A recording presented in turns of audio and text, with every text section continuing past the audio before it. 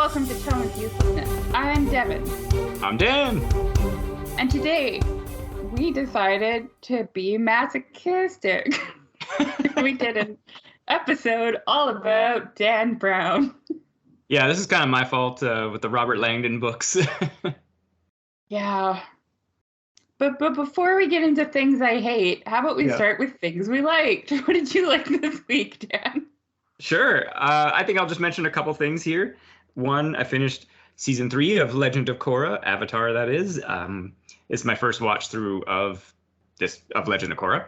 And I really like season 3. It was like, they're all really good. Like, the stories are good, the animation is good, the characters are great. It's just it's different from The Last Airbender, but it's really good. Highly recommend. Cool. Yeah. And then the other thing I'll mention is I finished Truth of the Divine, which is done by Lindsay Ellis, the famous. It's the second book, right? It's the second book in, I assume, a trilogy. I don't know, but yeah, I assume it's probably going to be a trilogy. So I'll say a few things here. One, I thought this one was much better written than her first one. Oh, nice. Which, that makes perfect sense. You get better at your craft. I thought this one was really good. And obviously, as we've mentioned before, I'm a dude. White dude, I guess, at that even. Yeah. But so there's many things I don't understand from a perspective of a woman. And I felt it was really good in this book how her character, like the frustration of her being like the only woman in a military setting really comes through in the page, and some of her like anxieties and fears and like traumas and stuff like that. And I was like, wow, this is actually like, it's good and I'm understanding it. And I'm like, rooting for the character to get past it or to figure something out. So I don't know. It was good. Oh, that's cool. I recommend supporting Lindsay Ellis. Are you sure that her writing got better, or was it just because you had read a bunch of Dan Brown? No, I think her writing did get better because, like I said, in between the Dan Brown books, I've also been reading Isaac Asimov books, and he's a pretty good writer. Oh, okay. Yeah. Fair. No, and as I texted you a little bit before as well, like that, I had no idea where the story was going. Because I remember seeing an interview with her briefly talking about how, like, she was like, oh, yeah, it doesn't go the way you expect or this or that kind of thing. And then, yeah, I really had no idea. I had a couple ideas, of course, because they're like, oh, these guys are setting up this weapon. And I'm like, oh, I wonder what's going to happen there. Right. So, but other story elements, I had no idea where it was going, which I was like, I appreciate that. And yeah, so far enjoying the series. Nice. That's awesome. Yeah. And yeah, I think that's it for me. What about yourself, Devon? Things you like? What do you got? Well, I've been using your Disney Plus subscription. I finally watched French Dispatch, which is Wes Anderson's latest movie. Oh, cool. And I really enjoyed it. It's kind of like, is it 3 or 4 short stories rather than like because the idea is that the French Dispatch is a magazine. And so the short little stories are the different articles in that edition of the magazine. Okay. Yeah, I really enjoyed it. I had heard that it was like so Wes Anderson that it seemed like a parody, but I didn't really feel that way. Yeah, I felt like actually there was lots of moments that weren't super Wes Anderson, and it kind of gave me like a nostalgic feeling for something that I can't quite figure out what I'm nostalgic for. Fair enough. Maybe well-researched news articles. No, it's specifically like a type. Okay, this is just, I'm going to get in the weeds for a second. I've taken a lot of art history classes, and there's like, I can't tell you what genre it is, but it's like a specific genre of photography that like is artistic from like the 60s, I guess, of like female nudes. But I can't really like name any of the photographers I'm thinking of or any of the pieces. but it reminded me a lot of that style. Which is a weird reference. It's a deep cut. Yeah, no, I'll say that's very, very narrow, but that's cool. Yeah, I don't know if everyone's going to have that reaction, but that's the reaction I had to it. I started watching Top Gear. Oh, yeah? Which is on Prime, which is just, if you're unfamiliar with it, it's like 3 weird British dads talking about cars. You've watched it though, right? Yeah, I've watched like old Top Gear. I haven't watched anything when they moved to Prime. Okay, so I was watching, this is old. Like I started with season 14 because that was the first available free season on Prime right now. Right. Their new Prime show is called something else. I think it's called Grand Tour. Yes. Yeah. But yeah, I was just watching it. I'd never seen it before. It's a good watch. It's entertaining. Yeah, it's super, even though I have no interest in cars and I don't understand half the things that they're talking about, it's still really fun to watch. Yeah, like, because they always do some kind of off thing, and then they do a little review, and you got the Stig race, and you're like, oh, that's some good entertainment. Yeah, it's great. Yeah. And then their star in a reasonably priced car is always fun. Yeah. Season 2 of Russian Doll came out, and it's fantastic. If you liked the first season, you'll like the second season. If you hated the first season, don't watch the second season. It won't turn it around for you. Yeah. If you like weird, it's fine. If you don't like weird, not for you. And then I'm just briefly going to comment on this because I know that there's like a lot of commentary going on about it right now. I have been following the Depp v. Heard trial on YouTube. Like they've been showing live feeds of because Johnny Depp is suing his ex-wife Amber Heard for defamation because of an op-ed she wrote. I don't want to comment on like who I think is guilty or anything like that. The only thing I want to comment on is that a lot of people very obviously have no idea what lawyers' jobs are, what expert witnesses are, or how the legal system works. That's not shocking. When you go in the comments and you read some of them, you're like, okay, I guess your point would make sense if that's how anything worked, but that's not how anything works. Like, yeah. Yeah, I have like a little bit of, I've worked in a law firm. I have a bit of experience. I kind of understand like how like civil suits work. This is, yeah, I think I have more than a basic knowledge. Sure. And I feel like people with a basic knowledge are making some choice arguments. Yeah, that's it. Interesting. Cool. So now let's talk about my nemesis. Yeah. What are you talking about? The master of the pen.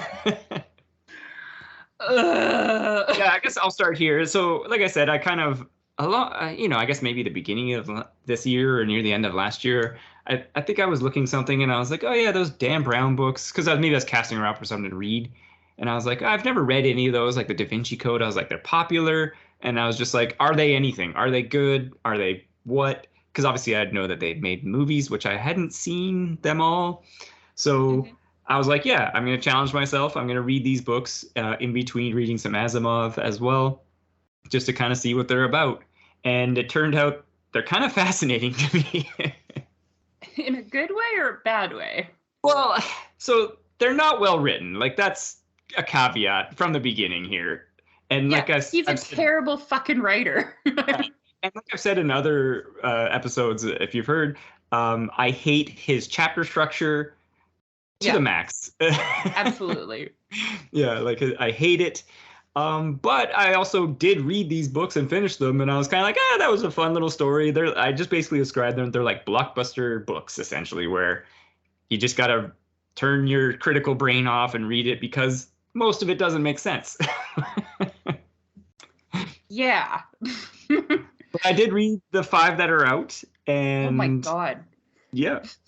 And I did watch the movies. I didn't watch the show. Caveat there. They made a show recently for the Lost Symbol. I didn't watch that. Did you read his children's book that just came out? I did not. No. Oh, me neither, because I read one book and then I wanted to go back in time and teach myself never to learn to read. Well, and like I was saying to you as well, because I was kind of like, his outlook on humanity in these books takes a weird turn, and then I was just kind of like, what happened with this guy, or what, like, or is he just has this fantastic imagination, or does he really believe this? And I was just kind of curious. I did some research, obviously, in a little bit into his personal life. I didn't watch like interviews with him and stuff like that, but I don't know. I just thought it'd be just neat to talk about the movies. Oh yeah. About changes they've made, the fact that they made these 3 movies. Yeah. Can I just, before we get into anything, one of the things that I noticed with people talking about Dan Brown books, like whether it was like professional critics or people in like YouTube comments or like Google Book comments, is that so many people say that these are well-researched novels, and I disagree fundamentally. And as like, just as an example, Robert Langdon should never have been an art historian for the area of subject that he's like an expert in. He should have been a theologian or a theologian who specializes in religious iconography. That would have made way more sense, because he doesn't really talk about art history, at least in the movies. Yeah, at all. I was going to say in the books, because only 2 of them involve the Vatican, right? Okay. So, like, and more church-related imagery, I think, comparatively to his other 2? stuff. Angels and Demons and the Da Vinci Code. I think Inferno counts, doesn't it? Well, not really. I mean, because he's talking about It doesn't Dante. involve the Vatican, but it does involve Dante's Inferno. And his Inferno. Yeah, no, I get you, but that's not specifically religious. It was co-opted to be religious. Okay, right? That's fair. But, like it's very said a few times that Dante was not really But he's not talking about, like, in the movies. I didn't full disclosure, I only read his first novel, and it was so bad that I couldn't bring myself to read Da Vinci Code. Yeah, that's fine. Like I said, this was my reading challenge. Yeah, it wasn't. That's just too much of a challenge for me. In the movies, I feel like that would have been a better choice. And it also, like, I don't think symbology is an area of study at any university. Yeah, I mean, obviously it's made up, but it makes them sound so unique and cool. Does it? Yeah, and I was going to say, to go back to your religious one, is that because, like, the lost symbol, that one involves, it's in America and involves the Mason and Masonic traditions. So, that's all a whole different symbolism, I guess. Still think theology fits it better than art history. Yeah, I don't know. Or like make him like a double major in theology and art history, then I guess. But sure. Well, and again, in the books, you get a little more of that, where he talks a bit about like how, especially his area of expertise with Renaissance and all that kind of stuff, like crosses so much into religious, imagery. There are so many cool paintings that like have unanswered questions. Like you could do like, I wish I could remember the name of it right now. There is a painting by a Dutch painter who specialized in like miniatures. Like it's this super small picture that's full of details and full of symbols. And everything under the sun has been said about this painting. Like you can kind of see a reflection of the artist in a faraway mirror. So people are like, it's kind of a self-portrait. The lady looks pregnant, but there's also all this dead fruit in the picture. So they're like, oh, did she miscarry? Or is this like, it's like set up like a painting you would do of like a dead loved one. So like, did they both die? And there's a dog in the picture and you're like, oh, is that like supposed to be like fidelity or infidelity? And there's all these like questions about it. Mm-hmm. And it would have, that's one painting at random that I've picked.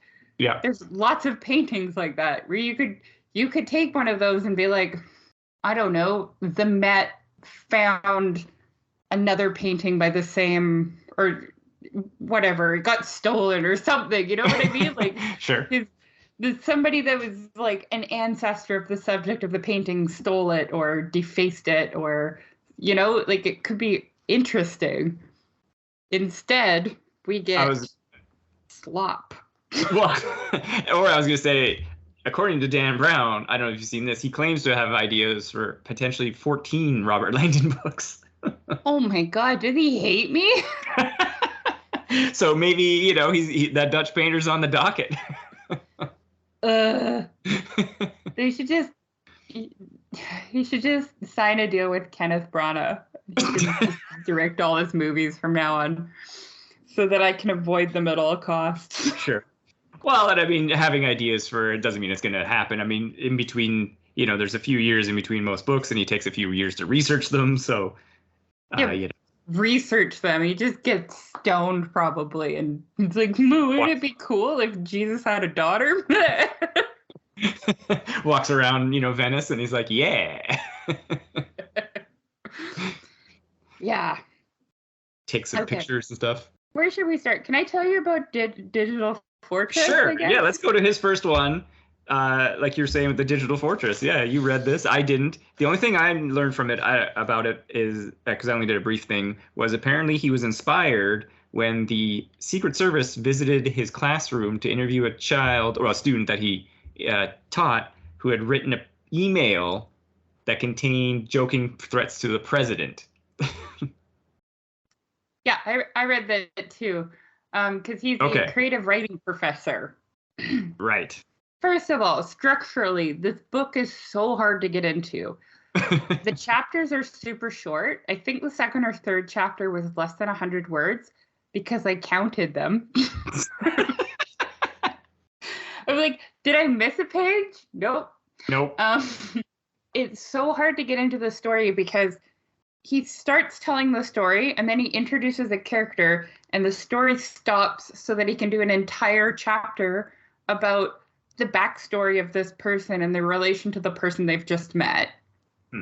Like in the first 12 chapters, 6 of them are introducing characters. So like it's super stop and go. And then he also bounces around POVs. Like, you know, sometimes it's Susan, sometimes it's her boyfriend, sometimes it's her boss or her colleague. But because you're bouncing from character to character, like you get into the story a little bit. You're like, okay, what's going to happen next? What's going to happen next? And then it's like, we're going to go to a completely unrelated character doing something else. And then you finally get into that. And then it bounces to another character.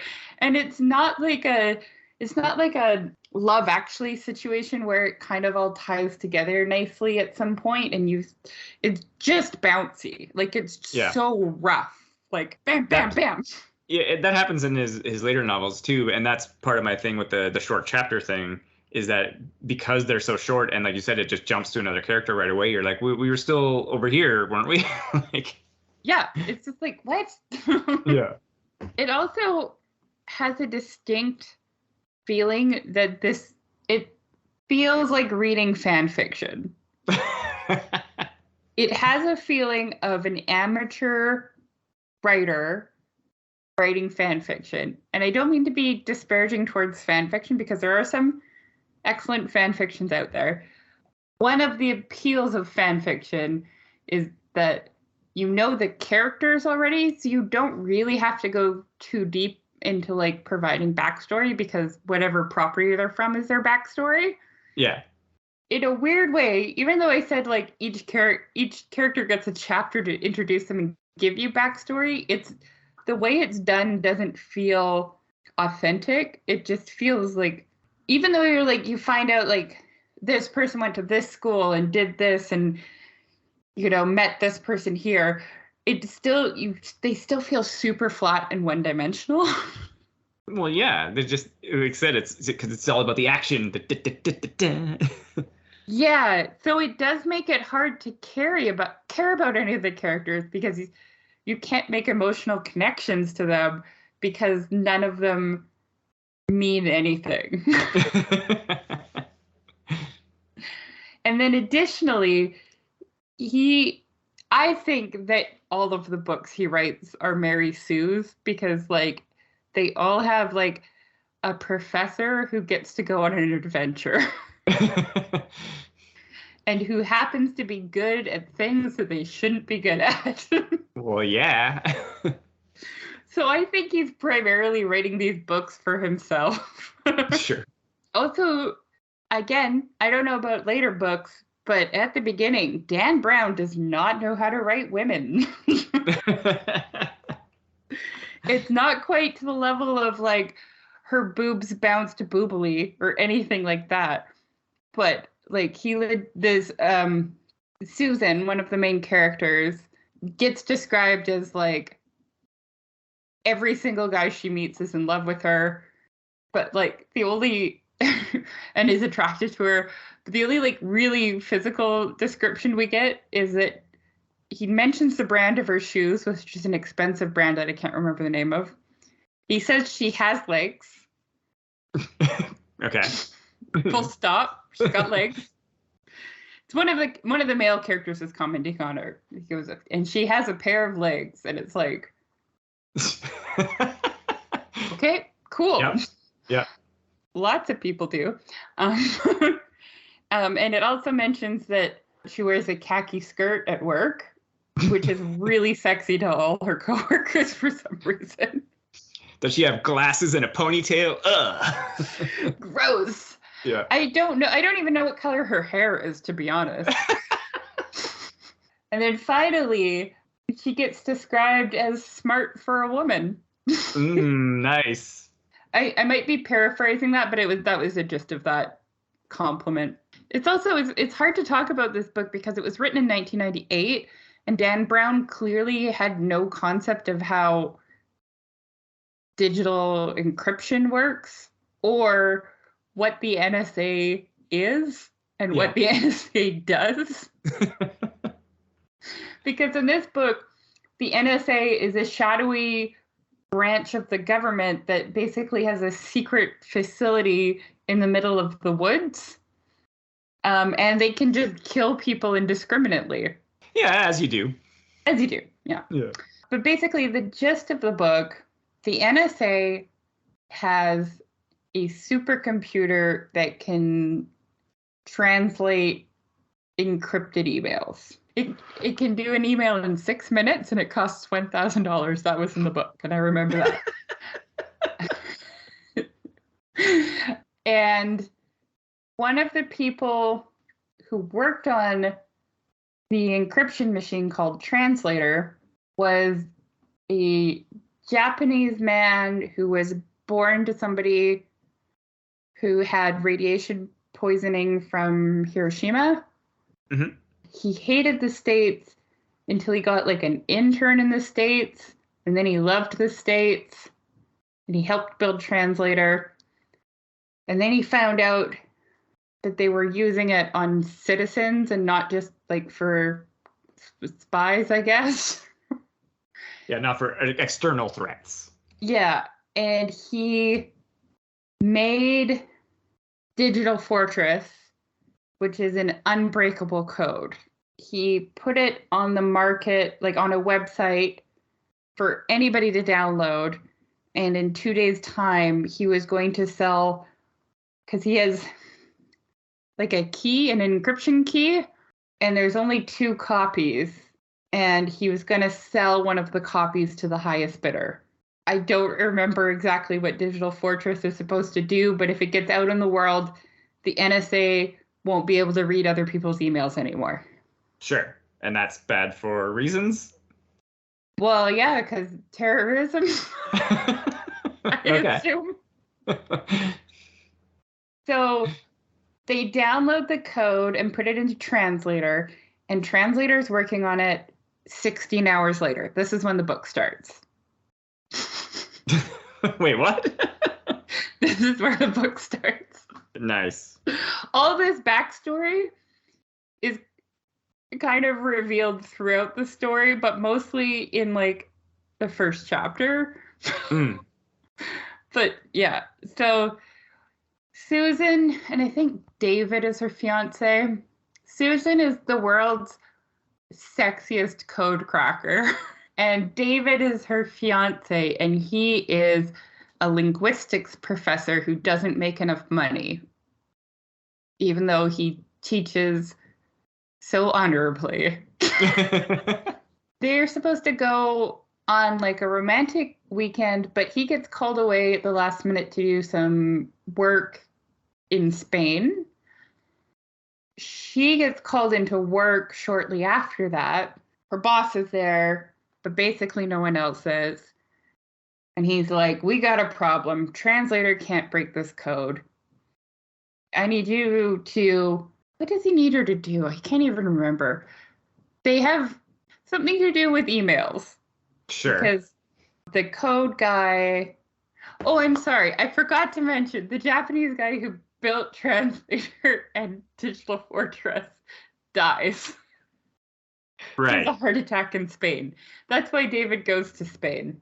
Susan starts working on the emails because the code guy has a contact named North Dakota, and North Dakota has the other key. And if something happens to code guy, then North Dakota is supposed to release the key for free. Anyways, it turns out that I'm just going to spoil everything. Susan's boss is in love with Susan, and also he was having work problems. So he sent people to kill code guy, and then he sent David, but without telling anybody that he had code guy murdered. Yeah. He sent David to Spain to find the code that would have been on the body because his hitman didn't have the opportunity to search the body. So David is running around Spain trying to figure out what the code is, or the key code thing. Susan's that translator with Boss Man. Other dude comes in. They think he might be North Dakota, her coworker who's been trying to sleep with her. He gets murdered by the boss. Translator overheats. David almost gets murdered by the hitman after chasing people around. Blah, blah, blah. Turns out none of that matters because the code wasn't on the dude to begin with. Then they figure out from watching the security tape of the guy dying that he like holds up his fingers. And then they somehow figure out that that is like the chemical number for something, which leads to something else. And it ends up being like a little 3x3 letter code Sudoku thing. Right. Yeah. Okay. And then they figure it out, and they're able to crack the code in the last minute before the building explodes. And then Susan and David get married, and her boss gets arrested, I assume. Sure. I don't know, because it was really stupid, and I read the words, but I stopped paying attention. Nice. It's not my kind of book. I'm just gonna. Yeah. And like, I'm also like, why is this in a book for adults? Like, nothing interesting. There's no sex. There's no like violence or anything. This is like if all the characters were aged down to teenagers and it was a YA novel, it would make way more sense for me. But as like adults, I'm like, this is really fucking dumb. And why are you sexualizing a pair of legs and a khaki skirt? A weird kink, Dan Brown. Yeah. I hated it. That's fair. I mean, I didn't read it. I was surprised when you were like, I'm going to read this one. And I was like, okay. Well, do you know why? See, I should have just read Da Vinci Code if I was going to read anything. But I read this one because it was on sale for $2. Right. Fair enough. Feeling cheap. And then I was like, oh, it's his first novel. So it'll give me kind of a sense of what kind of writer he is. And the sense I got was that he's a bad writer. But it's funny because it's like, there are so many, because it is some kind of thriller mystery genre, I guess, whatever he's going for. But like, there's similar elements where it's just like, yeah, there's like the main person, sidekick, person who eventually betrays them, right? Like, Oh yeah, it all happens in 24 hours too. Yeah, okay, that's his staple. And then there's like when David's running around Spain, there's lots of like description of like the buildings and the heat and stuff. Hmm. And then like the hitman's chasing him up a tower, and he like hangs out a window to like trick the the hitman. Then he ends up like pushing the hitman down the stairs. Because that's straight out of or Angels and Demons, also the same thing. He's plagiarizing himself. Yeah. Yeah, I can definitely see, at least based on the films, that Dan Brown gets a lot of inspiration from himself, from his previous works. Sincerest form of flattery, copying myself. You know those writers that take inspiration from other writers? Those guys are amateurs. Take inspiration from yourself. Yeah. I don't like him. Yeah, no, that's very, because that's interesting. Because 2 years later, when he released Angels and Demons, and it also didn't make that big of a splash. Like he didn't really, because he wrote another one in the digital fortress genre or vein, and then of course Da Vinci Code was his bigger breakout one. Yeah. But I feel like I actually preferred Angels and Demons over the Da Vinci Code. I do too, as far as like the films go. I was wondering if it was like the story or the fact that Ewan McGregor just carries that movie. Could be a little of both. I mean, I preferred the Angels and Demons story over the Da Vinci Code one, but maybe it's because I have a more religious background or whatever. But I think it's also like there's a little bit more of a clear motivation in Angels and Demons compared to Da Vinci Code. Yeah, that's true. Well, and I think the Da Vinci Code movie doesn't really explain it well enough. The book does, as to what the heck is going on with the Bishop and Garosa and all that kind of stuff like that, and Siler. But I'll talk real quick briefly about Angels and Demons, the book. Like I said, it's from 2000. And it actually, a real-life typographer, John Langdon, no accident that he inspired the character, created the ambigrams in the book, which are like when words can be read upside down and they look the same. Oh, okay. Yeah. So like the book cover contains Angels and Demons, the word Illuminati, and then the words for the elements Earth, Air, Fire, and Water are all ambigrammed in the book. And then the Illuminati diamond, this was something the movie shied away from, which I was kind of sad about because it looks cool in the book anyway, is the Illuminati diamond is all four of the elements in one big like diamond-shaped ambigram. And I was just like, that's cool. Yeah, it was weird how in the book or in the movie, Ewan McGregor brands himself with like a papal symbol. And I was like, what? That's not even Illuminati stuff. Like, what's that going on? But basically, if you haven't read the book or seen the movie, Robert Langdon has to follow the path of illumination in order to find where the bishops are going to be murdered, and also to try to find the clues to eventually potentially find a piece of dark matter that's going to blow up and kill the Vatican. Oh, no. Yeah. And so Did you hate it when you have dark matter lying around and you forget about it? I know. Like, it's just so crazy that you could just create that, and then you're like, I lost a tube of dark matter. No, shit, not again. Yeah. So in this one, Robert Langdon teams up with Vittoria, and she is the Swiss scientist, or she's Italian, but she works at CERN, who created the dark matter with her dad, who is murdered at the beginning of the story. Oh, wow. That's not like Da Vinci Code at all. No, definitely not.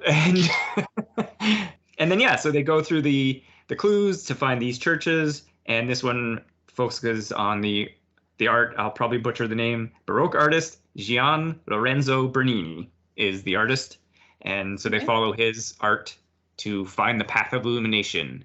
Yeah, so in the movie, well, book versus movie here, but yeah, in the book, the assassin is actually I don't want to be culturally insensitive here, but he's a Middle Eastern man and of the Muslim faith. And so he has like a beef against Catholicism because, of course, the Crusades. Oh, so it's like a book that was written during the Bush administration. It was written it was 2000, so just before pre 9/11. Yeah, that makes sense. Yeah, so So he has that kind of extra motivation, and then like I said, he kidnaps Vittoria when they're trying to track him down, and then they fail to stop the priest dying in the fountain, which he does in the book. He manages to rescue him, and then he tracks him to that tower, and then him and Vittoria fight him off, and then throw him out of the tower. Nice. Yeah, which in the movie I was like, oh, because I was unsure. I was like, how are they gonna handle this? Like Tom Hanks doing this action scene here, and then oh no, he just has a conversation, and then he gets blown up. Which I was like, okay, I guess. And then, Tom's like, I'll be in your dumb movie, but I'm not doing any action scenes. Yeah.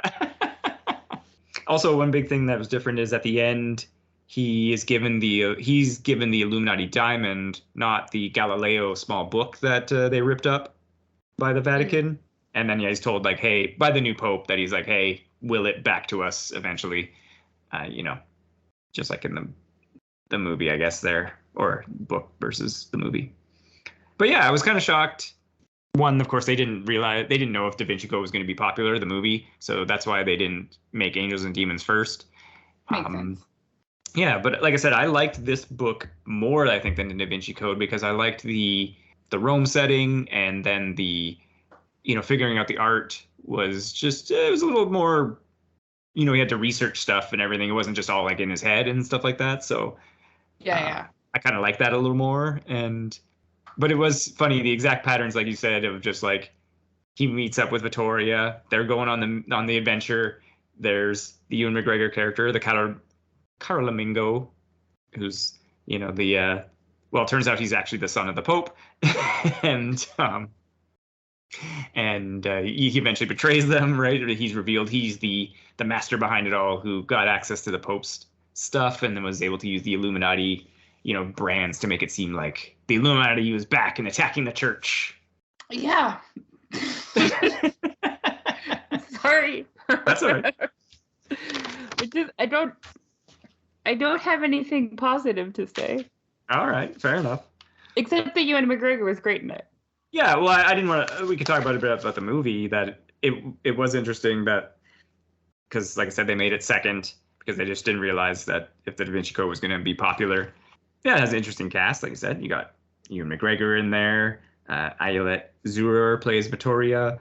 Stellan Skarsgård is, the commander guy. And you got some other well-known names there. But one thing that's interesting there is that the Vatican doesn't let people, or you're not allowed to film at St. Peter's Square. So they actually had to build St. Peter's Square. Oh, wow.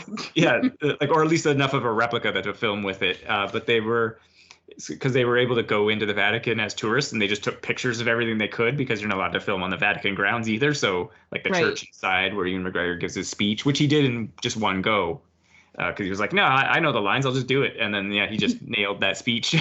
Nice. But yeah, they had to build those sets and stuff like that, because you can't film on Vatican grounds. Okay, that's kind of cool. I'll give them that.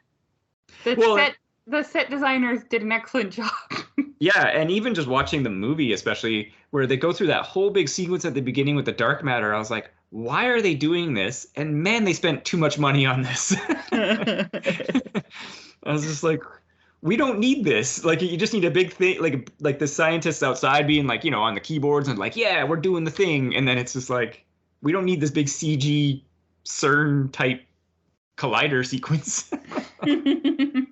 It was just kind of jarring, because I was like, because the rest of the movie is just like people going from place to place with bombastic Hans Zimmer score. Yeah. Yeah, which is fine, but it's just like it's like that doesn't work with this crazy weird opening. Speaking of crazy weird openings. Yeah. And I know this is jumping around a bit. Okay. When I watched Inferno. Yeah. I'd never seen it before. Me neither. And holy shit, I hated it so much. The opening minute to the end. There is no redeeming quality to this movie. Yeah, it's too bad. It's that hellish sequence for Tom Hanks looked so shitty. Like, it wasn't even interesting imagery. It just looked like shitty CG, and like they were trying to make it look like something it wasn't, and it just annoyed the fuck out of me. And then he kept even having those fucking flashes of his stupid. I tuned the fuck out and I was like, I downloaded a Sudoku app and I was playing Sudoku on my phone for like 90% of the movie because I'm like, I can't watch this. It looks so bad. This is terrible. Why was this movie made? This is a big budget movie. It's got Tom Hanks in it. It's not like a shitty little indie film. Why did they do this? Who did this? Who was responsible? And I hope that they lost their job. Well, I was going to talk budgets a bit about the movies after I talk about these books real quick, but just a spoiler alert to the head, they made Inferno on half the money that they made Angels and Demons on. Oh, I fucking believe it because it looks like shit. I was shocked. I was like, really? It looked so much worse. You know what? A few months ago, I was binging Blacklist, if you may recall. And like one of the things that is jarring about Blacklist is that the effects look like they were done in like Premiere Pro almost. Like, like it looks like when a car explodes, it looks like a car and then they've superimposed an explosion on top of it. Right. And that looked better than this fucking movie. Yeah. I'm so over the character that knows every move that people are going to make. Like, it's incredibly stupid to me. So in Inferno, in the scene where, was he from the World Health Organization? Which one? The dude that, I don't remember his name or his purpose in the movie. After it's revealed that the lady was TED Talk villain's girlfriend. Yeah. And she leaves Tom Hanks in a cellar. Yeah. Like underneath in Florence, yeah. Yeah. And then World Health Organization dude takes him to like a warehouse to, I assume, kill him. After he finds out where the magic MacGuffin is. And then other guy shows up. Yes. And kills original World Health Organization guy. Tells you for like 10 minutes, like, yeah, so this was our plot the whole time, and I knew that this was going to happen, and then this was going to happen, and we kind of knew that she was evil, but we wanted to hire you anyways. We also drugged you and made you lose your memory, and it was all to bring us to this point right here, right now, because I know everything. I'm the everything knowing guy. Yeah, his character obviously in the book is far different, and I was kind of shocked at the changes that they made. Like even that WHO guy, he's not a bad guy. Like that was not needed to be included. And that guy, the provost, he's an information broker and like stuff like that. Yeah, but yeah, I was disappointed in that direction. Let's just say. I did appreciate though he had one line where he's like, "Don't worry, people aren't worth getting to know until they're 32." I'm like, all right, back on your side. Nice. But yeah, well, let's quickly jump into the Da Vinci Code. Okay. 2003. Yeah. I think the movie came out in like 2006. No, 2006. But so this was the big breakout one. Like Devon alluded to earlier, what if Jesus had a daughter with Mary Magdalene? And, he teams up this time with Sophie Nouveau because there's a murder at the Louvre. Her grandfather is murdered and, carves himself a nice pentagram into his chest and writes a message in blood to her. Mm-hmm. And so they're on the case. And it involves Da Vinci imagery.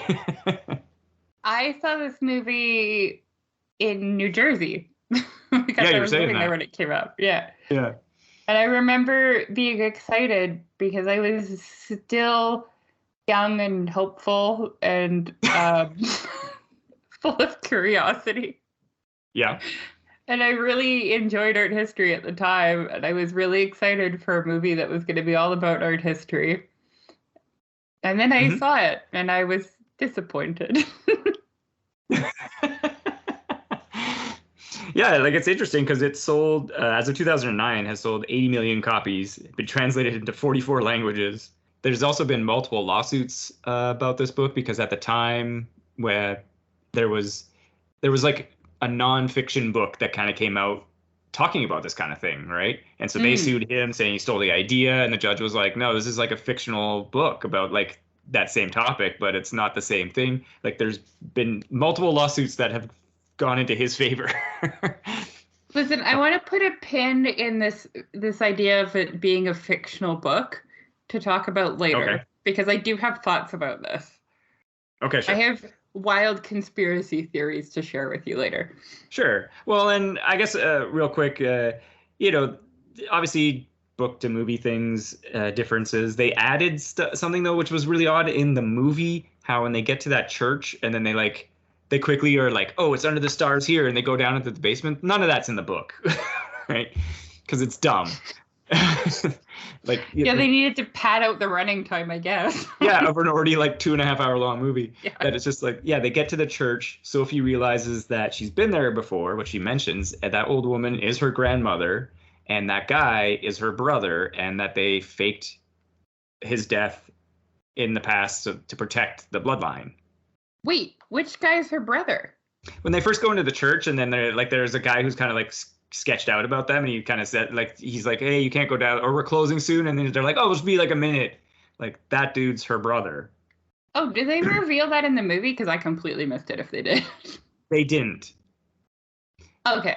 But Which in I the was book, kind of like, he is. yeah, in the book he is. So it's like, because, it's mentioned several times about how her family died, her brother died in the accident, blah, blah, blah. No, it was to protect the bloodline. They said he died, faked his death, essentially. Right. Talk about a triumph of casting, though, with this movie. I know. I was super excited because Sophie's played by Audrey Tautou, who is a really great French actress. She was in Amélie, if you've seen that, and which is one of my favorite movies of all time. And she was also in, I can never remember the name of it. It's a French movie. It's called like The Venus Beauty Institute, which she's also super great in. And then she was in this movie, and they just underutilized her, in my opinion, because she's a really good actress. Yeah, I guess it's the role. Yeah. She deserves better. Yeah, I didn't write it down. I think it was it was in this one or the other one. Oh no, it was in Angels and Demons. Naomi Watts was initially cast. She had to drop out. Yeah, and I think there was someone else like for Sophie that they were kind of more going for, but I think it was Ron Howard actually really wanted Audrey Tautou to do it. Yeah. Fair. Yeah. Well, and like you said, so you got Jean Reno is in there, Ian McKellen, Paul Bettany, Alfred Melania, Jürgen Prochnow. You got all sorts of people. Oh, yeah, this is what I was going to talk about. So the Bishop Emmanuel Angarosa, his whole plot, the reason he got involved with Silas to do the killings is that their church, the Opus Dei church, he goes to a meeting, and then the Catholic Church, they're like, orders from the Pope, we're going to cut you off, basically. We're not going to like sanction your church anymore and your sect of Catholicism. And so he was pissed about that because he had previously loaned the church some money and stuff like that. Okay. But, yes. So he's kind of, it's almost like a sort of a semi-revenge thing because he's like, hey, I'm going to do this thing with the teacher, which is Sir Ian McKellen, we find out later, that we're going to capture the blood, of Jesus' last descendant. We can bury all that secret, and then no one will ever know that Jesus had a wife, right? So his motivation, he was kind of like, he was trying to, do something else again to either kind of get into the good graces again, or if they leave, or if he has the documentation and can control that, they'll be in control, right? Because they'll be like, well, they can blackmail the church or whatever, right? So. Gotcha. Yeah, he does seem although I do like the actor quite a bit, he does seem like superfluous in the movie a lot of the time. And also, okay, listen, this is just personal opinion. Yeah. But Paul Bettany in this movie is like acting at a 10 the whole time. With his whisper. Capital A acting. because of it, the look that they've given him with the like white blonde hair and the blue eyes, he reminds me, like every time I see him on screen in this film, it triggers memories of Robert Downey Jr. in Tropic Thunder when he's taking off the blackface makeup for the first time. That's all I can think of. Interesting. Well, because of just the way he's styled so pale with the blonde hair and the bright blue eyes, and he's like always kind of like looking off in the middle distance. Well, yeah, like the character in the book is an albino, right? So I know. And I know that it's not a fair comparison to make, but that's the only thing I can think of when I see him on screen in this movie. I was gonna say one thing about his performance as well is like the scene where he's like whipping himself with the the ropes, scourging himself, I guess. Did he actually do that? He actually did it. Yeah, I'm not surprised. It seems like a very Paul Bettany thing to do. And then now you're like, just go play Vision and it'll be fine. And just go, you know what? Stop this capital A acting. Go play Vision. You'll make a shit ton of money. Yeah. You get a sweet TV show afterwards. Yeah. He's very much an actor in this movie. Sure. Yeah. Like not an actor, a thespian. Yeah. But yeah, I don't know. The movie's all right. It's it was pretty entertaining. I disagree. I think the movie is bad. Oh, really? Okay, fair enough. I didn't enjoy it. I feel like it, like, first of all, I know that it's like a stylistic choice to like make everything look dark, but it's a surefire way to have me not pay attention to what's going on right out of the gate. Second, I don't find Tom Hanks' portrayal of Robert Langdon, and I'm not saying Tom Hanks is a bad actor, but I don't find his portrayal of Robert Langdon to be interesting, relatable, or charismatic. Yeah. No, I also agree, but I just don't know like what other actor you would get or like who to do it. I think you're better off just not making. But if you had to make them, I think like also, I think that another thing that annoys me about it, and I know that it's based off Dan Brown's book, so that's probably where this is coming from, but there are ways of like telling your audience stuff without directly looking in the camera and telling your audience what you want them to know.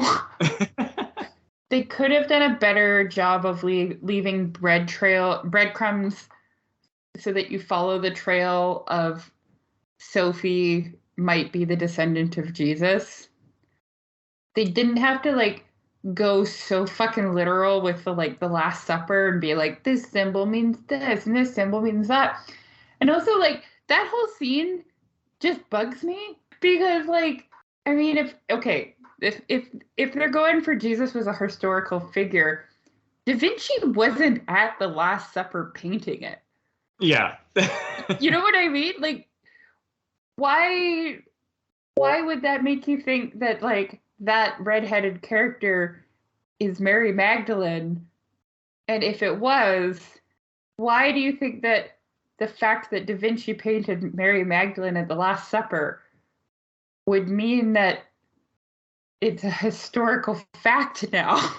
Well, in the movie, I don't think it's explained as well, but in the book, it's mentioned a few times. Da Vinci was one of the people who was in the Priory of Sion, so he was privy to the secret that. But even at Da Vinci's time, that wasn't like 5 years after Jesus. No, but I'm just saying he knew that it posits that Da Vinci knew that Jesus had married Mary Magdalene and was. Had a child. But any information that they would have would be about as, even at that time, would be about as reliable as any information that exists in the Bible.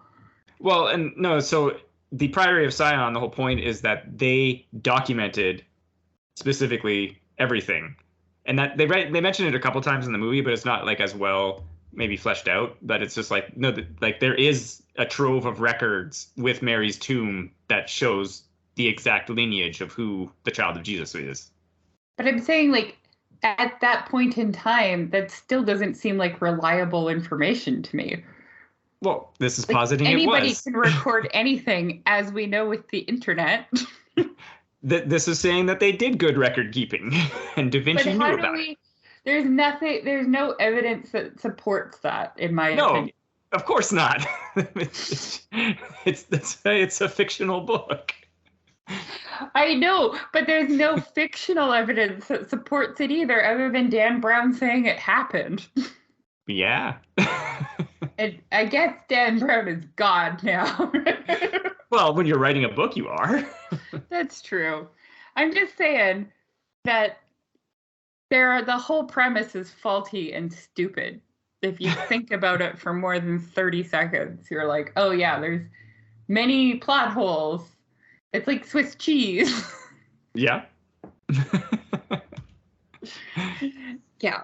Anyway, I want to move on to the next one because I want to talk through these next 3 books, and we've already been talking for like an hour. Okay, sorry. Yeah, let's go. So The Lost Symbol was the next one, 2009. Took 6 years on this one. This one's set in America, in Washington, D.C., and relies on the Freemasons and that kind of messianic symbology there. And this one was the one where I was reading this and I was like, this is really dark. Like the other books, sorry. You know, there was a character, an assassin, and, you know, there's some killings and stuff like that. But this one, the main antagonist's plot is that he kidnaps, turns out, again, there's spoilers for everything, turns out it's his dad, kidnaps him, cuts off his hand, tortures him to find out Masonic secrets, and is tattooing himself because he wants to become a dark wizard, essentially, using the powers of the Masons, and he's going to tattoo it on his head. And he also just goes around killing like a ton of people in this book. Oh, does he work for the NSA? No, in this one, he's on his own. He's gone rogue. He's rich, so he just does what he wants. Oh yeah, rich people can kill whoever they want. And I was like, this is really darker comparatively to the other ones. Is it like watch 3 children fall in a pit and die in front of you dark? No, fortunately. But sorry, for those not in the know, I was referencing a D&D session we just had.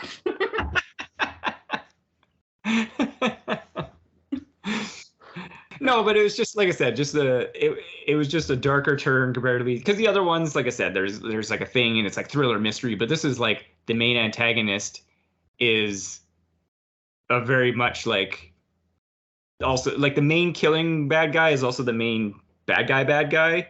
So it just was like a, you know, Ouroboros of evil, essentially. Okay. Compared to the other ones where there's always like, you know, the betrayal character and you know, and then they have the hired muscle. So it was just a different kind of thing on that. And what year was that one written again? So it was 2009. Okay, so he hadn't allegedly started cheating on his wife yet, but their marriage was probably not in a good place. Yeah, depending on the timeline, that may or may not have been reported about that. Yeah. I read that in 2000 that he had started an affair in 2013. Or allegedly. Yeah. Allegedly. Don't sue me, Dan Brown. I don't got any money. Yeah, there's nothing to gain. But yeah, so like I said, so this one, the plot is he's trying to get these secrets, and he's sent a video that he's going to basically release, and it's like heavily edited of like Masonic rituals, which are all symbolic, right? But they just look super weird, and it's like, you know, it's got American senators and this and that. So a CIA person is involved to try to like stop him. But Tom Hanks thinks she may or may not be a good guy, or not Tom Hanks, Robert Langdon may or may not be a good guy. This book, they fire Robert Langdon. They hire Tom Hanks. And so in this one, he teams up with the kidnapped guy's daughter, who he knows the kidnapped guy. His name was like Christopher, I think. And he teams up with the daughter to go on the adventure to, you know, find the power word of the Masons to try to stop him from finding it. And this one, it had a funny moment for me where I was like, you've gone too far, Dan Brown. Because, you know, he gets into some situations. Like I said, he had to kick that guy off the tower in Angels and Demons. And in this one, he gets placed in like a tank and has water rising up in it. and because the bad guy wants information from him, so he's gonna like drown him, and he Sounds eventually, reasonable. yeah, he gives the information, and then eventually Robert Langdon just drowns, and I was like, okay, obviously he's not gonna be dead, but like, what's the out on this? The out was that it was one of those like sensory deprivation tanks, and the water was like the water from the abyss that was like breathable. No. Yeah. So even I was like, you've gone too far here. For a second, I thought you were gonna say, because my idea seems more plausible, is that Robert Langdon was actually a really big fan of what's that street magician's name that used to do all this stupid shit, like live in a cube? Like David Blaine, or Chris Angel. He was a big David Blaine fan, so he had learned how to hold his breath for a long time. That would have made more sense. Yeah. So like I said, for me, I was like, you've gone too far here with this. But so he eventually gets rescued, and they get out of there, and they stop the bad guy.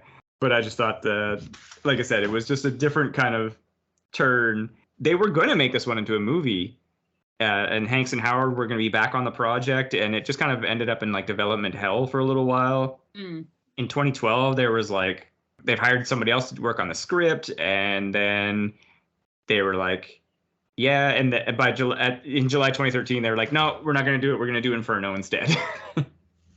That's a choice. Is Inferno the next book in the series? Inferno is the next book in the series. So you read Inferno? I did read Inferno. Sorry. Compared to the movie, is the book better? This one, I think, is actually my favorite. Not movie, though, right? Not the movie. Okay, thank God.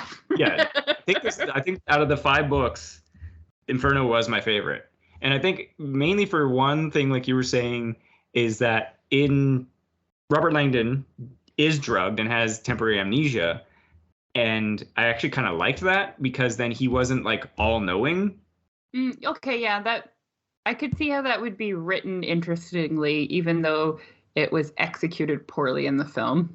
Sure, but it's just like, yeah, so like everything where he's like, oh, I don't know why we're here, but then he sees a symbol and he's like, oh, maybe I remember something, it might be this or that, and I was kind of like, I don't know, I liked it more. Plus, I liked the actual plot because like I said, in Lost Symbol, it was just kind of vague, like, hey, this guy wants to do, and like you said too, in Da Vinci Code, it's pretty vague, like there's no what's going to happen if, okay, Sophie may die, that's bad, sure, the documents may not be released by T-Big, but okay, who cares, right? Yeah, basically.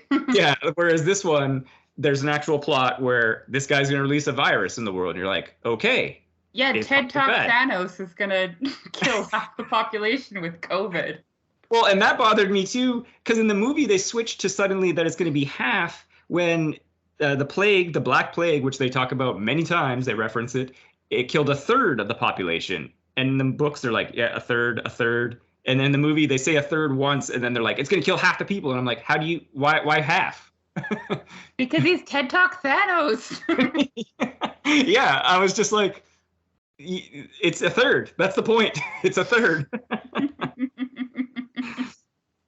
But yeah, this one featured, like we talked about, Dante imagery from the Divine Comedy, Inferno, Purgatorio, and Paradiso. This was something in the movie where I was like, obviously they were trying to make it whatever, but the reason I like this one more is Dr. Sienna Brooks doesn't want to release the virus. She wants to help Langdon stop it, but she wants to keep it away from governments and the WHO because she thinks it's going to be weaponized. Oh, that makes way more sense. Yes.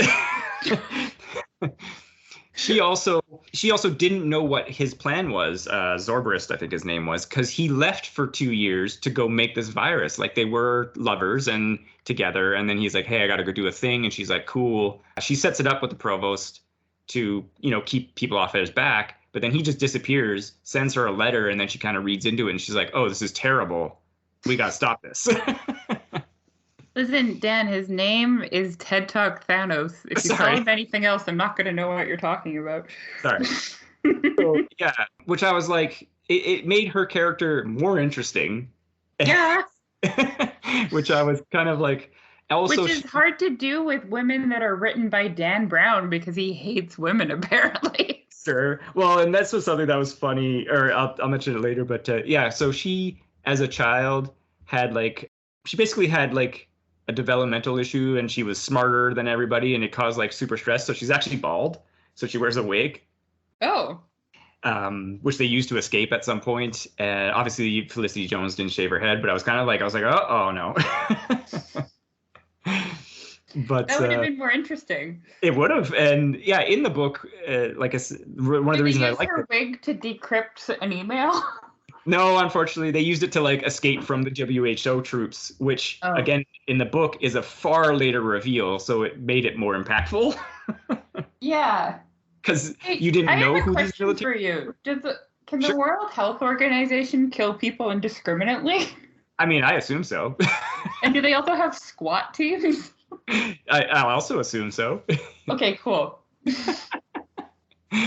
Well, yeah, because those guys, they were more, at least in the movie and in the books, I think they were more of a virus containment team, and they were just trying to find Langdon. But because of the tech they were using, they had guns and stuff like that. They seemed like some sort of mercs the whole time, and you're like, oh shit, these guys are on them, right?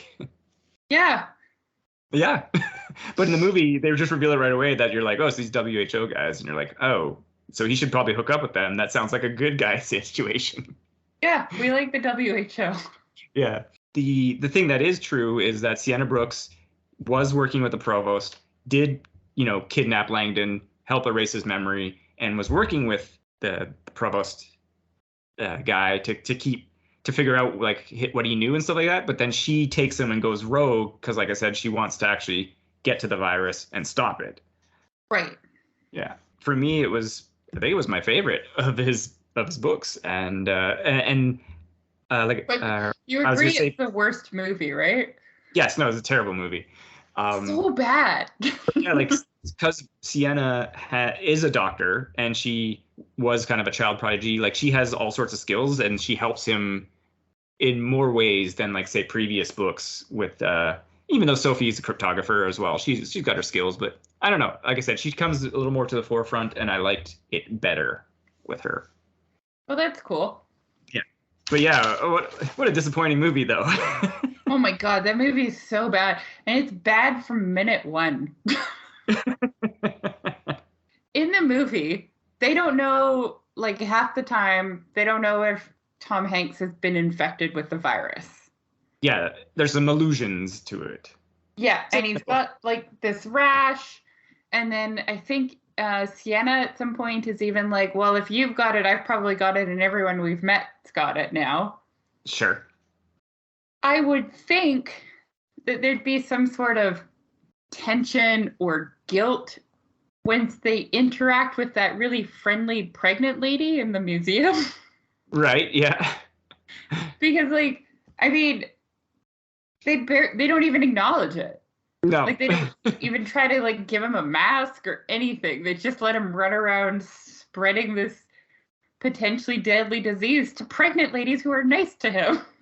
Well, and again, that was something that was transposed from another character that they were actually supposed to meet that was also working with the provost and Sienna, and he's got the rash, and he was the guy who gets quote unquote shot, and so he's all kind of messed up, and then it just turns out he's just having an allergic reaction to something. Oh, okay. Yeah, so the whole time he's all all messed up, and you're like, whoa, is this guy sick with the plague? What's going on here?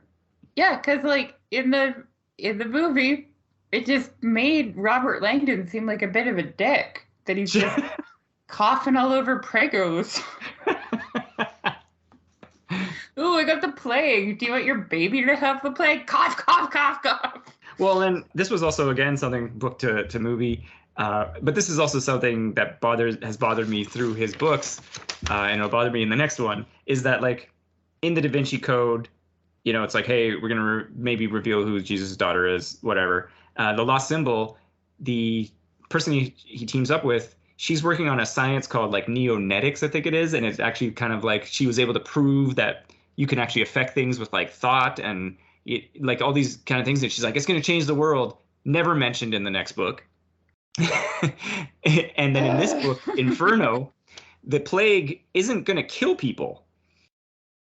what they find out what it actually does at the end, because they get there. Oh yeah, different from the movie. When they get there, the plague is already gone.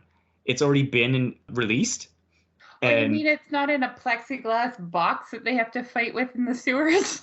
No, it's not. It's already gone, and they like that plaque with the date is basically the date when the world would be infected. Like he calculated when it would be maximum, penetration with the virus, and it's like everyone's got it. And what it does is it randomly activates in people 1/3 of people and makes them sterile. Oh, people will have less children, right? 1/3 of people won't be able to have children, and that's his virus plot. He should have just been making YouTube videos for millennials who don't want to have kids. Yeah. So yeah. It would have been more effective. None of us want children. Yeah. So in the movie, when they were like, it's gonna be this big thing, and and then like you said, they're doing this big action sequence, and I was like, I don't know, man. I think there's people our age who would volunteer for that. Yeah. But yeah, so it was an unfortunate. It was too bad because I was like, yeah, I liked Felicity Jones, and I was expecting like, some of those Sienna moments from the book, and I was like, they're just not doing any of that, and like that was cool. Yeah, weird choices were made. Yeah, and I didn't picture. I mean, I've never been to the underground cisterns in Budapest, I think it is, or is it in Budapest where they are, or at the end? I couldn't fucking tell you because I just didn't care. Fair enough. I think he goes to Budapest in the next one. Anyway, I've never been there. I don't know what it looks like. But I pictured something a little different anyway. Wait, weren't they in Geneva? No. No, they bought a plane ticket and never got on the plane. Yeah. Yeah. Okay, sorry. Because in the book, anyway, it's more described as more of like it is a cave, but then there's like dark spots, and like when they go to find the Medusa, the chthonic monster, it's like in this sub basement kind of thing, and it's like dark and dingy, which is the whole point. Anyway. And then at the end, Sienna doesn't blow up. She actually, she decides to stop running and teams up with the WHO. And she's like, I'll help you with the virus and what I know and blah, blah, blah. Kind of. All right. Yeah. And then on to the last one, real quick. Origin was the last book, 2017. So not too long ago that this one came out. Why doesn't somebody break his hand so he can't write anymore? You'll just use a talk and type or whatever. Fuck! Text-to-speech program or speech-to-text program. This one's set mostly in Spain this time. Back to You'll Spain love this. For Digital Fortress. Yeah. In this one, the kickoff of the plot is like a TED Talk. We love a good TED Talk villain. Yeah, it made me laugh. Well, he's not the villain, though, fortunately, in this one. Oh. But he's a guy. He's like a Silicon Valley billionaire, Steve Jobs type, and he has this presentation he's going to show to the world, and it's called like, "Where did we come from and where are we going?" And he shows it to some religious guys, and then sorry, you made me think of Cotton Eye Joe. I mean, it's philosophy all the way. Yeah, obviously, Cotton Eye Joe. Yeah. So he's going to present this to people at the Guggenheim Museum, Bilbao in Spain, and Langdon's there invited because he was his student, the billionaire guy. Oh, the TED Talk guy? Okay. Yeah, was his student. And so he invites him because he was like, you were a big inspiration for me, and you gave me all this information about religions and blah, blah, blah. Then at this presentation, he gets assassinated. I didn't see that coming. No, definitely not. And then he goes on the run. This time he teams up with the woman. I should have wrote down her name. She is the fiance of the Prince of Spain. Whoa. Yeah. She was working. She's the museum curator. So she was working with TED Talk villain about the presentation. And so it was kind of controversial. And she's like, well, we got to help release this presentation anyway. And they get help. No way that they would let. Okay. Sorry. I have to interrupt. Okay. There's no way that they would let the fiance of a prince continue to work. Well, she's described as headstrong in the book and wants to continue to have her career. And it was only recently that she got engaged. I still feel like if they're anything like the British family, royal family, then they have protocols in place.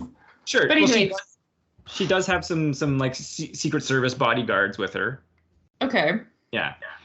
And I was thinking more like if you are attached to the royal family and you have like an independent job, it becomes like a conflict of interest. right. Yeah. I mean, I don't know. Maybe in Spain they do it a little differently. Okay, my bad. No, that's fine. What's her name here? Ambra Vidal. That's her name. And so they get helped by an AI that was developed by the TED Talk assassinated Oh, guy. great. Yeah. Yeah. So they got some AI help this time. And you could just see it from a mile away coming, which was funny to me. But so this one focuses a little around some Blake poetry and imagery. Ugh. Notably the four Zoas, which ends in the dark religions are departed and sweet science reigns. Apparently he researched it for 4 years. Yeah, it had an initial printing of 2 million copies. But what was funny to me is that, they get some help from an AI. The AI was tasked to help, make the presentation happen. And spoilers again, he arranged for the assassination because then it would make the story bigger because the guy was dying from pancreatic cancer anyway. Oh my God. My eyes are rolling so far back in my head right now. Yeah. And then basically the presentation actually kind of had like a kind of a Carl Sagan-esque kind of note where it was like the presentation was where we came from is they kind of recreated that experiment that was done way back in the 70s where the guys like used lightning and created the elements that would create life and essentially like gravity, blah blah blah. And then his point about where we're going was how every species, there's been 5 or 6 major extinctions, and eventually humans technically are going to face an extinction, but we are going to become more one with our technology and become better as a species and be able to solve world hunger and problems and all this stuff. So it ended kind of more on a hopeful note, which was surprising. Okay. And but what bothered me in this one specifically, is that the Ambra, the future queen/princess, she got engaged to the prince. They were only together for like 2 months or something like that, and he made like this big public thing like on TV, like a proposal. And so she never got the chance to tell him that because of a disease she had when she was young, she is sterile or unable to conceive a child, and he's going to be the king. But I was like, technically a third of your world is sterile. Like maybe he's also sterile. But it's never brought up. I was like, do you not remember you wrote that in the last book?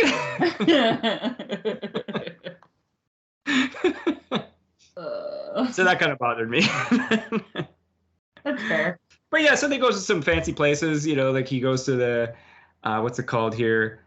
The Sagrada Familia. It's a big like cathedral. I guess it's still being like built. Like it's not finished. It was designed like a couple centuries ago. And, not as much. I said that's kind of interesting.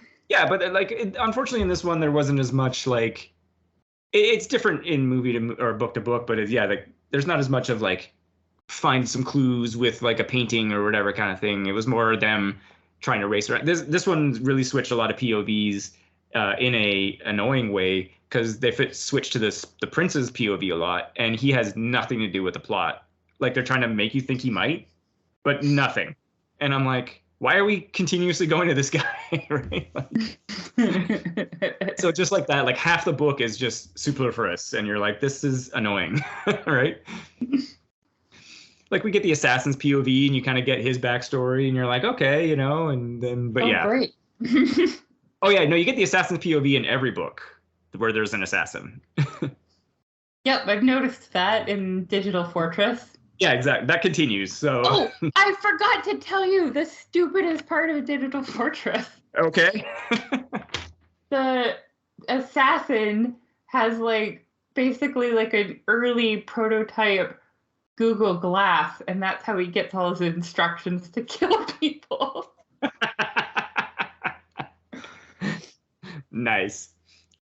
Well, it's funny because in Origin, there's an assassin that's sent out, a different assassin is sent to go take out like this rabbi, an imam, and potentially eventually the bishop, but he never gets to him. But they actually use like the dark web and crypto to like pay for stuff. And I was like, okay, that's legit. That happens. Okay. Okay. Yeah, I was like, okay, at least that's real to our world. It's not an early Google Glass. They I don't know. It was just weird because like call he it knows. monocle in it, though. Oh, there you go. Called Like, the yeah, he monocle. spent a lot of time on this one and everything, and he wanted to like dedicate it to his mom. But I found this one to actually be like lazy, almost in a sense, like, like Nice. just lazy in the plot that Robert and Ambra were going through because there wasn't like as many like twists or turns, or it was just like them on the run and then switch into these other POVs for half the book, and they don't matter. So I don't know. That was just me. But those are the books. Oh, okay. We put a pin in something earlier. I'd like to revisit it with my crazy conspiracy theory. I read Digital Fortress on Google Books, which lets you see comments and like ratings from people. And I also looked at the comments and ratings for Da Vinci Code. And then I also looked at the comments for Da Vinci Code on YouTube because you can rent it there. Right. People, unless these are like high level trolls, people do not think that these are fiction. I think that was in something I was reading in his Wikipedia and stuff like that. Because in every book, he does say it's like this organization is real. Like the locations are real, which you're like, yeah, you're going to the Vatican. I get it. But but like maybe those secret societies like the Illuminati existed in the 14th century, but they're not around now, right? Like No, and if they are around, they're completely toothless. yeah, or it's not even the same thing anymore. Yeah. Yeah. But so here's my crazy conspiracy theory. Yeah. I'm not saying that Dan Brown is responsible for QAnon, but but I do think that his books have primed people for that kind of conspiracy theory. Yeah, you're definitely not wrong. Yeah, I think that he is partially responsible for QAnon. And therefore, the deaths of people from COVID are partially on his shoulders. Oh, I thought you were going to go a step further with the death of democracy. It's partially on his shoulders. Yeah, that too. Fuck you, Dan Brown. No, just the way, like, there's like 3 genres of comments that you will see on Dan Brown's work. Yep. One of them is just people complaining about people not liking the movie or the book, being like, oh, I think like one of them kind of encapsulated it for me, where he was basically like, oh, so you didn't like this movie because you didn't think it was very good? Well, 3 billion people disagree with you, and it's a bestseller for a reason. So what do you know that we don't? Kind of attitude. That's one genre. The second genre is that people love it and they believe everything that's in it. And they will just talk about how smart Dan Brown is and give examples of why he's right. And then the third kind are people who don't like the book or the movie because of the historical inaccuracies. And not in the way that I dislike the books and the movies because of the historical inaccuracies. These people are like basically like, he's got like 80% of it right, but he missed this, right? You're right. And it just makes me sad for humanity. Well, that made me laugh too when I was reading through like the Wikipedias and some of like the reviews for the books are just so funny where they're like, yeah, you know, it falls into 2 camps like you're kind of saying too, where they're like, yeah, it's just kind of fun and you know it's hard to put down, but you're just having a good time with it. And the other ones, yeah, are like they're terribly written, characters are weird, like none of it makes sense. It just made me laugh. Nice. Yeah. Yeah, it's interesting. Like, yeah. Yeah, that is funny. Reaction. I really well, it's the same like with movies that are like based on a true story, and you're like, probably 99% no, or maybe like one thing about it was true. It's like that guy was alive. That's it, right? Oh, totally. Yeah. I think I do really enjoy though, like first genre of comment guy just being angry that people didn't like it because it's popular. I appreciate that. There's something kind of sweet about that in a weird way. Like, fuck you, I like it. It's like, okay. Dial it back, bro. It's fine. Yeah. You can like things. I like different things. No, not allowed. Everyone's got to like everything. Yeah, obviously. I hated them, though. I hate everything that Dan Brown touches. Yeah, it's interesting because like I just wanted to quickly talk about all three of the movies were directed by Ron Howard, and the two of them were written by Akiva Goldsmith. A different guy wrote Inferno. I think that Ron Howard is actually not a very good director. He's got some hit and misses, there's no doubt. But I wanted to talk about real quick with the budgets and just like the box office returns on them. Because so Da Vinci Code was made $125 million, had a box office of $760 million, and then that's in 2006. So the equivalent of today is $171 million budget and $1.4 billion or $1.04 billion return. So it's like that movie made bank. Yeah, that's like Marvel movie level of bank. Yeah, and then so they made the second one. They upped the budget. Like I said, they did 150 mil, and it only made 485, which in the equivalent of today, it's like under 200 million. It's like 196, and that's about 635 million. I mean, so it's still good money, but there was a significant drop. And then the third one, like we talked about, half the budget, made on 75 million, only did a box office of $220 million worldwide. And I looked it up because it came out in like October, and I was like, oh, maybe this got buried by something else. But there was like nothing out at that time at all. Like nothing else where I was like, oh, I went and saw that. I was like, no, I didn't see any of these movies. None of them looked even any remotely good. So I didn't even know this movie was out. And so an equivalent of today's dollar, about 87 million, and the box office return of 256. So that's why they didn't make another one. Yeah, that's fair. Yeah. I think you could make a successful like Robert Langdon TV show where like it was almost like an episodic detective show where he has to like solve little mysteries every week. Like I feel like that format might work. Well, or I haven't watched the show, like I said, for Lost Symbol, but it sounds like they just did like one season because it got canceled, I think. But I think it was just one season, one story, like 10 episodes or 8 or 10 episodes, and it's like the one book and you're done. Yeah, no, I'm 100% shading Dan Brown here. I don't think he writes good stories, but I think like the idea of Robert Langdon solving a different mystery every week could be mildly enjoyable as long as he wasn't writing the mysteries. Sure. Well, I would say, yeah, kind of like a numbers kind of show could be kind of like that, where he's like consulting. I don't know what Numbers is. You never watched Numbers? Oh, it had, oh my gosh, what's his name? I'm blanking on his name. Mr. World from Serenity. Was it Serenity? Wait. Yeah. Oh, that guy. Yeah, that guy. He played like a math savant, and his brother worked for like the FBI, and then they'd bring him in, and he would use math to solve cases. Okay, yeah. Sudoku to solve cases. Gotcha. Yeah. Yeah, and the show was called Numbers. All right, sure, I'm on board with that. Yeah, I haven't watched like a ton of it. I've only watched like probably like less than 10 episodes, but I was like, oh, that was enjoyable. It was kind of neat. It was, a different kind of take on like the cop genre, because I'm not a big fan of that genre. Yeah, it's hit or miss. Like, I mean, yeah. I will always sit down and watch a Law and Order if it's on, because it's Law and Order. But like most cop shows, I'm not super into.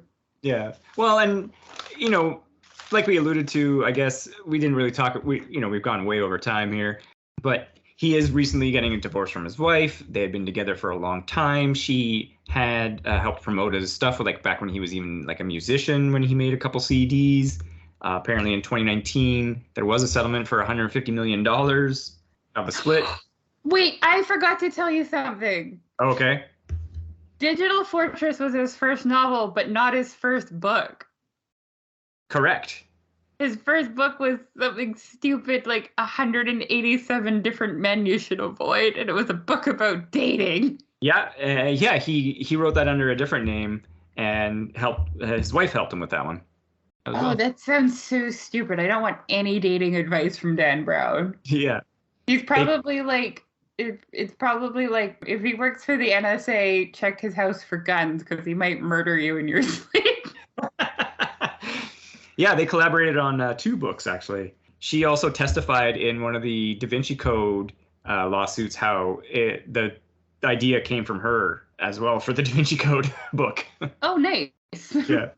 Yeah, it's because that was in a suit with her as well. That like you said, with the affairs, with how he was using money secretly to buy stuff for an unnamed horse trainer, like horses and stuff like that. Wait, I missed that part. Oh, you missed that part? It's actually was her horse trainer as well.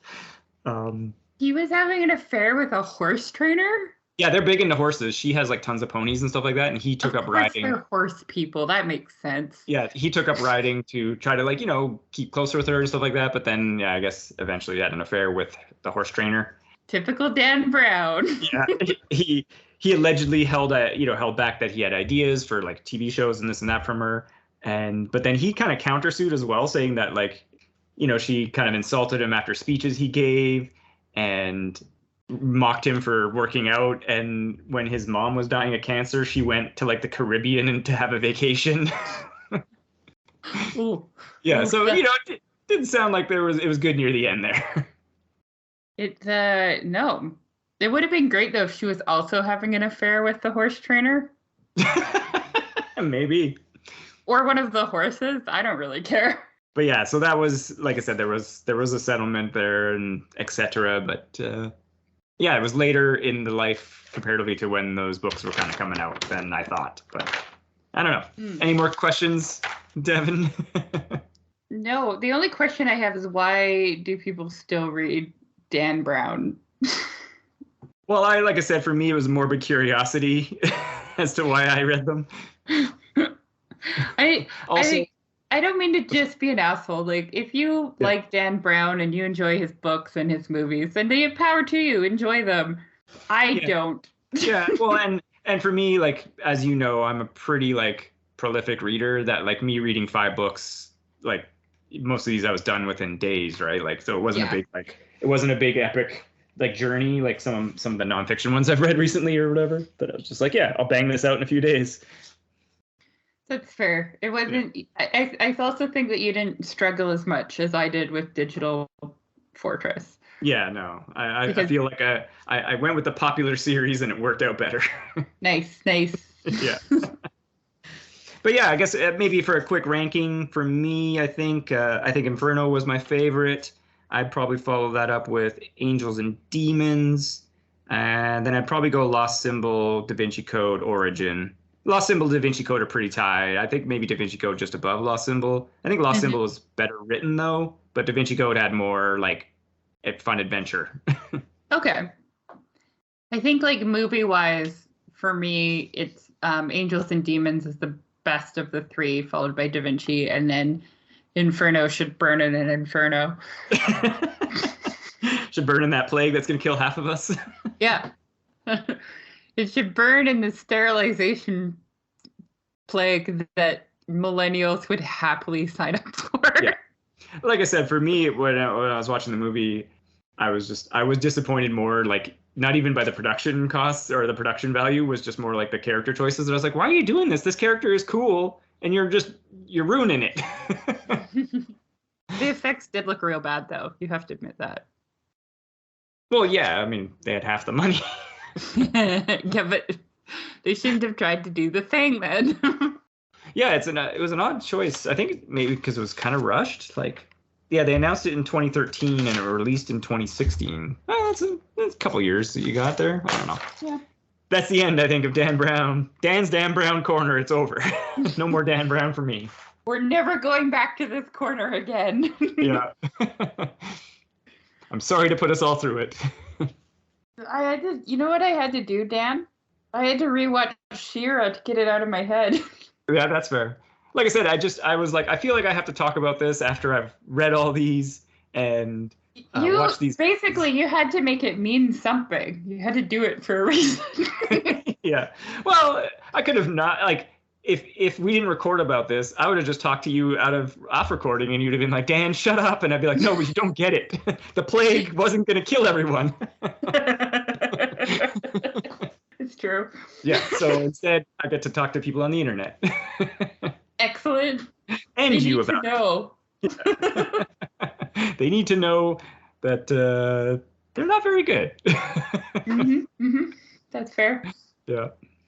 I guess we should wrap it up then, hey? Yeah. Like I said, I feel like I've talked way too long, but I've had a good time. In case anybody didn't clue into this, I don't recommend anything by Dan Brown. Want to make that clear. Like I said, for me, the Angels and Demons in the Inferno were the two better ones. I'd skip the rest. All right, that's fair. Yeah. If you are a Dan Brown stan and you are deeply offended, please email us at tomeofuselessness@gmail.com. Yeah. We will read your emails, then probably do nothing about it. I may respond. Dan may respond. If you have a suggestion, though, for future episode, please feel free to email us. You can find us online at tomeofuselessness.com. We're also on Instagram at Tome of Uselessness. Kindly download this 500 times. Tell every single friend about it. Have them download it. And I hope you have a wonderful life. Goodbye. Yeah, stay safe and thanks for listening. Go break some codes. Dun, dun, dun, dun, dun.